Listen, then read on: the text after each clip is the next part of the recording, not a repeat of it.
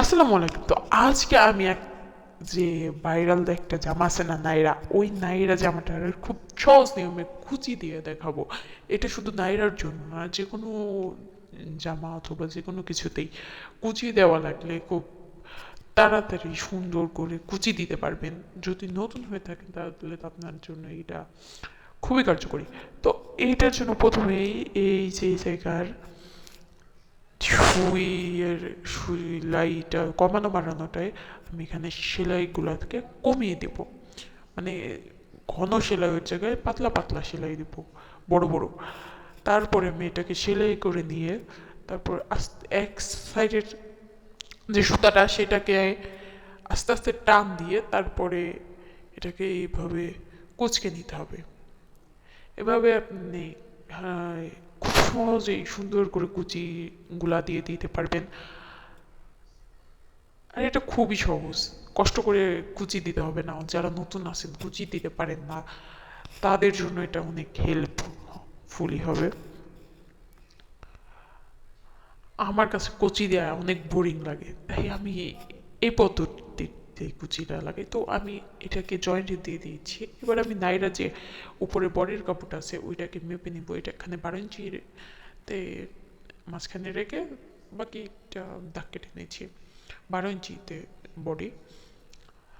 তো এই কোমরের মাপটা আমি নেওয়ার পরে এখানে দেখিয়ে দিচ্ছি। তো এখানে এটাকে আমি সেলাই করে নেব। এখন এইটার কি করতে হবে, উপরের সাইডটা উল্টা সাইডে রাখতে হবে, আর সোজা সাইডে রাখতে হবে নিচের সাইডটা। আর এটাকে যে ওই যে যেই জায়গায় আমি সেলাইটা কমিয়ে রেখেছিলাম ওই জায়গাটা ঠিক করতে হবে। নর্মাল যতটুকু সেলাই হয় ওইটা করে রাখতে হবে। তো এটাকে এভাবে একটু ধরে ধরে সেলাইটা করবেন, তাহলে কি কুচিটা দেওয়ার কারণে কুচকানো জায়গাগুলোতে সরে যাবে না। সরে গেলে কিন্তু আর ভালো লাগবে না। তো এটাকে একটু ধরে ধরে সাবধানে করতে হবে। যেহেতু এটা আমরা কুচি দিই নাই, এটাকে সুতা টান দিয়ে কুচকে নিয়েছি, তাই একটু সাবধানে করবেন। চাইলে আপনারা এখানে পিনও মেরে নিতে পারেন।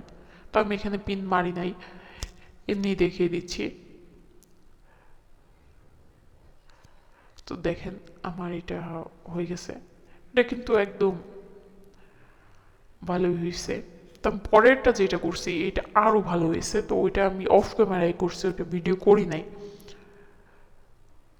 তো দেখেন আমি দেখে নিচ্ছি, এখানে আমি ডাবল সেলাই দিয়ে নিচ্ছি।